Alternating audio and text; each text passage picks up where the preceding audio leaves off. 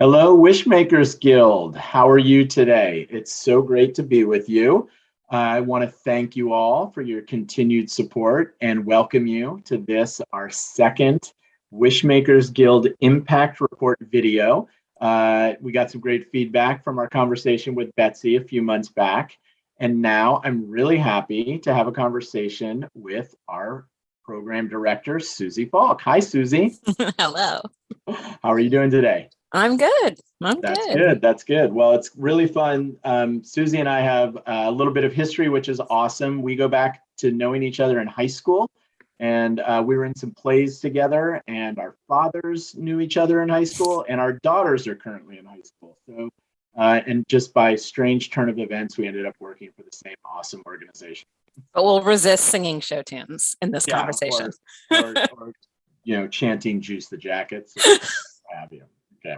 Well, Susie, let's get right into it. Tell us a little bit, just, for those in the Wishmakers Guild that don't know you and about your role, tell us a little bit about yourself and how you came to Make-A-Wish. Sure. So I've been with Make-A-Wish for just over 2 years, and I oversee the wish granting. So I have probably the funnest job at Make-A-Wish. I'm just saying. And my background is actually, I've always worked in nonprofits, but in theater. I always worked in nonprofit theater. So after, I'm not going to say how many years, I was ready for a change. And when I read the job description for this job, I just thought, okay, this sounds too perfect to be true. It was just all the things I really liked doing in terms of getting to work with people, getting to work with kids, getting to spread joy, and I was really ready to make a change in my career and kind of do something where I was able to more personally feel the impact of what I was doing. So yeah, so it's been great. That all rings very true for me too. So that's awesome. All right. So now that you've been in the role for a couple of years, and it's been obviously different couple of years than what you were first getting into, but let's just go to the most kind of immediate. Tell us about something, a wish that's happened recently that just kind of made you feel good, something that put a Yeah. smile on your face. The hardest part is picking one because we've been fortunate that we've been able to grant more wishes recently. But one that was really fun was Margot's wish. And I'm going to share a photo of Margot and her family. So Margot's wish was to go to New York City and to have a shopping spree in New York City. She was originally told about Make-A-Wish from a relative of hers who was involved with Make-A-Wish Greater Pennsylvania. And she was referred to us with a brain tumor. She has a really rare genetic disorder that predisposes her to develop tumors. So she'd been in the hospital for 37 days straight, was out of the hospital, and was really excited about this idea of going to New York and having a shopping spree. We had the incredible fortune of working with the New York Metro chapter, and they had a new hotel that they were working with that was where Gossip Girl had been filmed. And it turned out that Margot was a huge fan of Gossip Girl. So they got to go on a special tour of the hotel and learn about how, what scenes were filmed where. They had a fantastic shopping spree. I think that in this photo, she's wearing I think this jacket she might have gotten on her shopping spree. She went on a carriage ride in Central Park. She just had a really incredible time, and her mom just sent a really sweet email just saying, thank you 100 times for granting her the best wish ever. So it was a lot of fun to see that smile on her face. I love it. Thank you, Susie. That's awesome.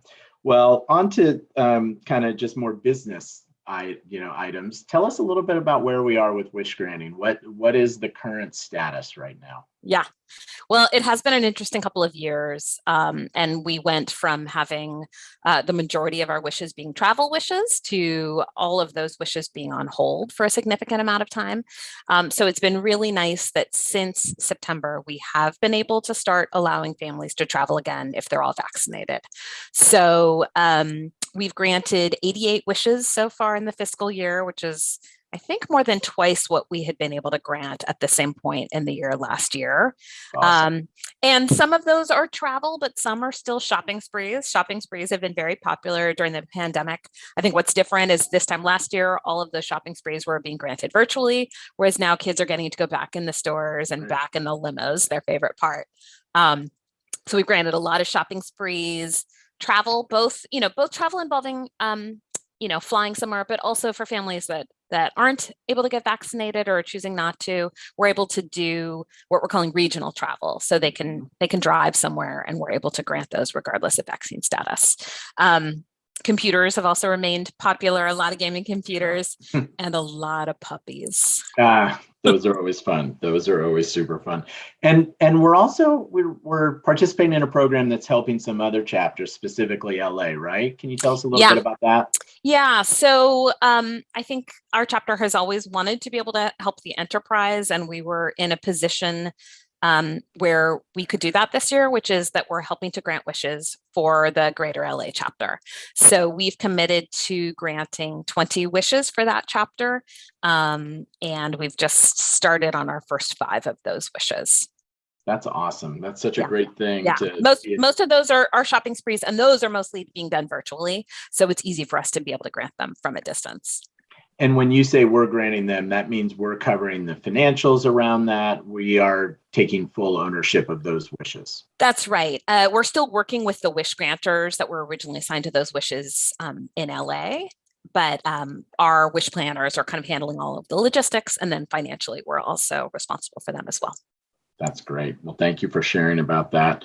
So as we look back from, the last 2 years and all the changes, are there things that you think we've adapted to that might stick around for a little bit?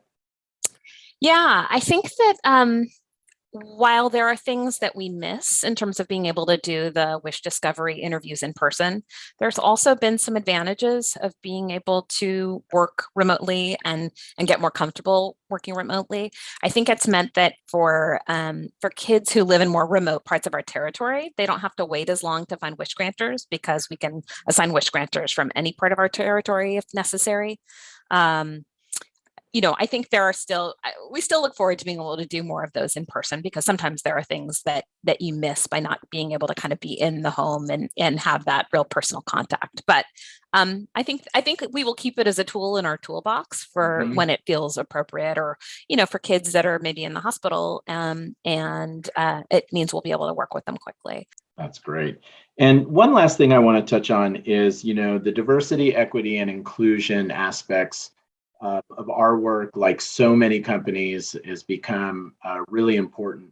Can you talk a little bit just about how that impacts the specific work around programming? We're doing things as an organization, but where does DE&I fit when it comes to when we speak about wish granting and volunteers and the wish kids themselves? Yeah, I think it's something we've been thinking about for a long time. We had done some research with some students from Stanford and discovered that the Spanish-speaking families were waiting longer to have volunteers assigned to their wishes, were waiting longer to have those wishes granted.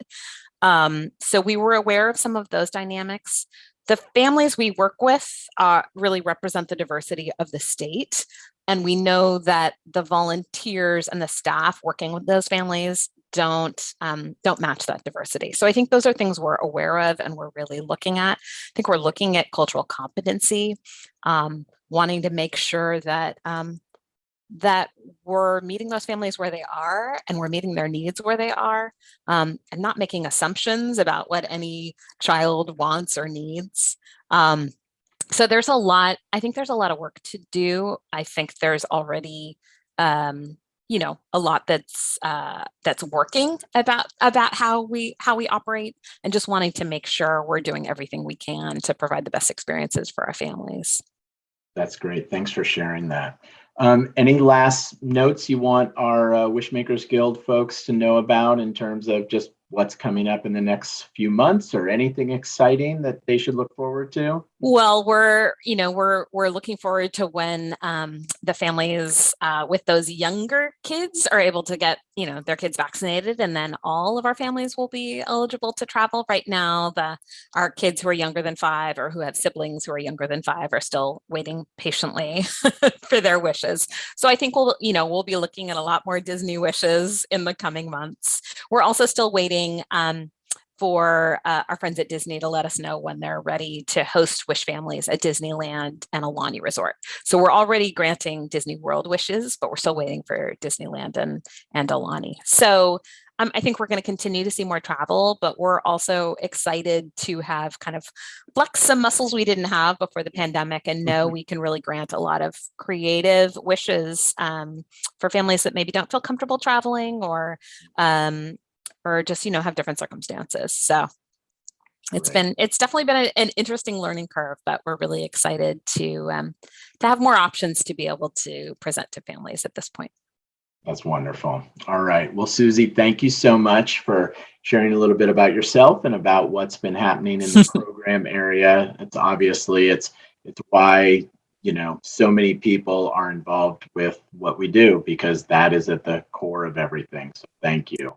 Yeah, and I mean, I feel very fortunate because we have just incredible support at our chapter. So it makes what we do possible. So really grateful. Good. Thank you. Thanks for sharing that. All right. Well, that is it for this impact report. I look forward to hearing from all of you and hearing about what you think about these. And if you have any requests for future interviews, we'll look forward to that. But until then, just one more thank you for your amazing support of our mission and all that we do and everything that Susie and her team makes happen. So take care, everyone.